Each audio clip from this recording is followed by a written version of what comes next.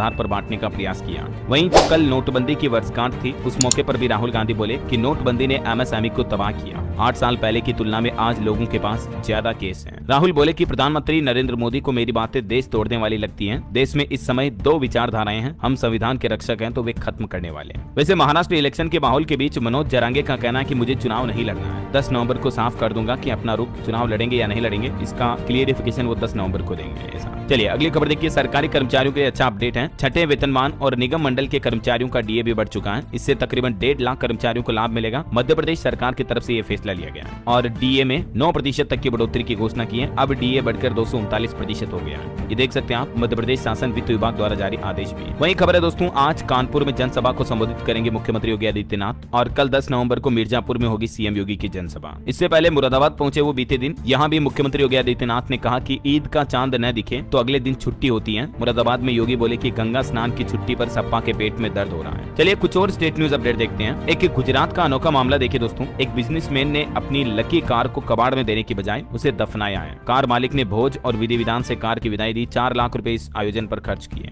ये देख सकते हैं आप कुछ तस्वीरें भी। वहीं खबर देखिए, राइजिंग राजस्थान समिट में 11,000 करोड़ रुपए के एमओयू साइन हुए। वन जिला वन प्रोडक्ट को भी बढ़ावा मिलेगा। 23,000 से ज्यादा लोगों को रोजगार मिलेगा। और भी राजस्थान के कई जिलों में rising Rajasthan global investment summit 2024 के मुताबिक जयपुर और दूदू जिलों के लिए राजस्थान इंटरनेशनल सेंटर में माननीय मुख्यमंत्री की अध्यक्षता में ये इन्वेस्टर्स मीट का आयोजन हुआ और इन जिलों में कुल मिलाकर 45,000 करोड़ से भी ज्यादा के निवेश प्रस्ताव पर एमओयू साइन हुए। 2 लाख से ज्यादा लोगों को इससे रोजगार मिलेगा। वहीं राजस्थान सरकार की एक और अनोखी पहल देखिए। असहाय बच्चों को मिलेगा बाल गृहों में प्रवेश, पहचान पत्रों के साथ स्कूल में होंगे एडमिशन और असहाय बच्चों का जल्द ही रेस्क्यू भी किया जाएगा। जो सड़कों पर भीख मांगते हैं और घूमने वाले जो लावारिस असहाय बच्चे होते हैं, तो उनके लिए राजस्थान सरकार की तरफ से अच्छी पहल की जा रही है। वहीं खबर है कि राजस्थान में बंद नहीं होगी 23,000 खदानें। सुप्रीम कोर्ट ने पर्यावरण मंजूरी की समय सीमा बढ़ा दी है, वरना 15 लाख लोगों की नौकरी पर संकट था जो कि माइनिंग से जुड़े इन बिजनेस में काम करते हैं। तो इन लोगों के लिए सुप्रीम कोर्ट की तरफ से ये बड़ी राहत दी गई है। वहीं खबर है, बीकानेर आएंगे देश भर के कार्डियोलॉजिस्ट। 2 दिन बीकानेर में डॉक्टर्स की क्लास लेंगे नरेश रेहान भी। राजस्थान में ये 9 और 10 नवंबर को आयोजन होगा। और एक खबर है कि राजस्थान की भजन लाल सरकार अपने 1 साल पूरे होने के मौके पर 900 बड़े प्रोजेक्ट शुरू करेगी। 4000 पुल, रोड और पीएचसी की भी बड़ी सौगातें देंगे। 8 दिसंबर से ही राजस्थान में वर्षगांठ के आयोजन शुरू होंगे। चलिए अगला अपडेट देखिए। छत्तीसगढ़ में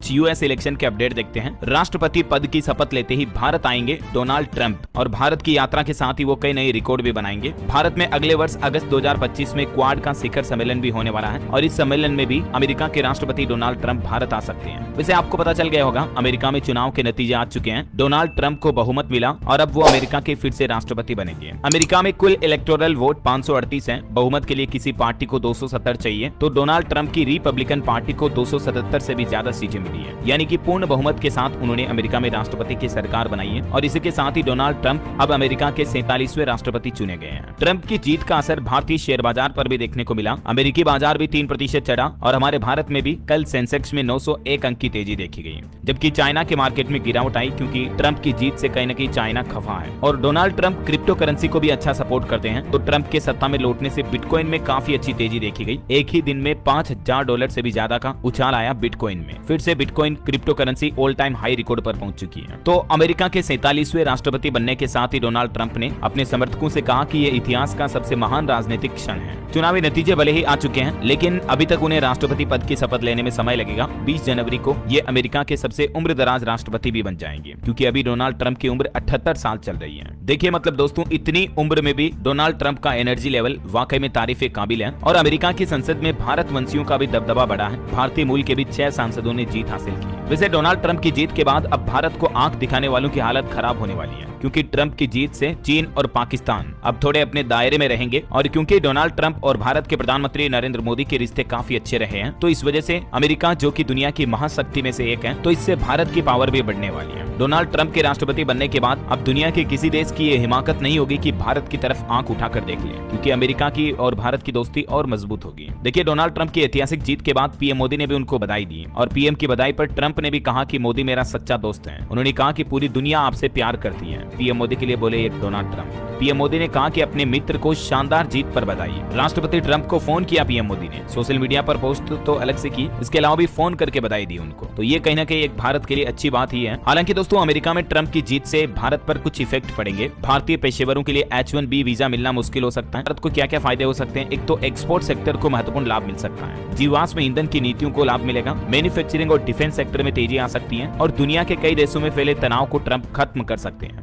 और ट्रंप के नेतृत्व में भारत में कारोबारी माहौल में भी सुधार होगा और भारतीय शेयर मार्केट में भी तेजी आ सकती है। हालांकि ट्रंप की जीत से भारत को ये 5 नुकसान भी हो सकते हैं। वो ये कि थोड़ी महंगाई बढ़ सकती है, ट्रंप की आर्थिक नीतियों से अमेरिकी डॉलर मजबूत हो सकता है, तो इससे भारतीय रुपये में गिरावट आएगी। और ट्रंप की जीत से भारतीय शेयर बाजार में बेशक शुरुआत तेजी से हुई हो, लेकिन हिस्ट्री मैंने आपको कल ही बताई थी, ट्रंप के कार्यकाल के दौरान इंडियन स्टॉक कर्मचारी अब कृपाण नहीं पहन सकेंगे। सिविल एविएशन की तरफ से सुरक्षा कारणों का हवाला देते हुए ये नया नियम लागू करने का आदेश दे दिया है। भारत के एयरपोर्ट्स पर जो सिख कर्मचारी होते हैं वो कृपाण नहीं पहन पाएंगे। अब कृपाण जो कि एक तरह से छुरीनुमा औजार होता है, जिसे सिख भाई लोग हमेशा अपने साथ रखते हैं, कटार तलवार, छोटी तलवार जैसा होता है, तो अब जो एयरपोर्ट के सिख कर्मचारी होंगे वो इसे अपने साथ में नहीं रख पाएंगे, है ना। चलिए अगली खबर देखिए दोस्तों, हाई कोर्ट का बड़ा फैसला, दिल्ली में यमुना के किनारे नहीं होगी छठ पूजा। हाई कोर्ट ने इस याचिका को भी खारिज कर दिया और कहा कि ये पानी बहुत ज्यादा प्रदूषित है, इससे लोगों की सेहत बिगड़ सकती है, इसलिए इस बार छठ पूजा यमुना किनारे। ट्रंप की नीतियों के साथ है हमारा भारत, कहा कि गैर कानूनी तरीके से अमेरिका गए भारतीयों को लौटना चाहिए अपने स्वदेश। वहीं कनाडा ने भी 10 साल के लिए जारी होने वाला पर्यटक वीजा बंद कर दिया है, राजनीतिक संकट से जूझ रहे कनाडा के पीएम ट्रूडो। चलिए बड़ी खबर देखिए, उत्तर प्रदेश में गिराई जाएगी 50 साल पुरानी एक मस्जिद, 28 नवंबर के बाद पहुंचेगा बुलडोजर। दरअसल यूपी बागपत के राजपुर खामपुर गांव में तालाब की जमीन पर बनी इस मस्जिद को अब गिराया जाएगा। प्रशासन की तरफ से यह आदेश भी जारी कर दिया है। वहीं उत्तर प्रदेश में बिजली उपभोक्ताओं के लिए भी बड़ी खबर है, विभाग के इस फैसले से राहत मिलेगी। दरअसल यूपी पावर कॉर्पोरेशन के प्रबंध निदेशक पंकज कुमार का कहना है कि बिजली बिलों के आंशिक भुगतान संबंधित जो नए नियम नए सिरे से आदेश जारी किए हैं, उनके मुताबिक कम बिजली खपत वाले लाइफलाइन उपभोक्ताओं को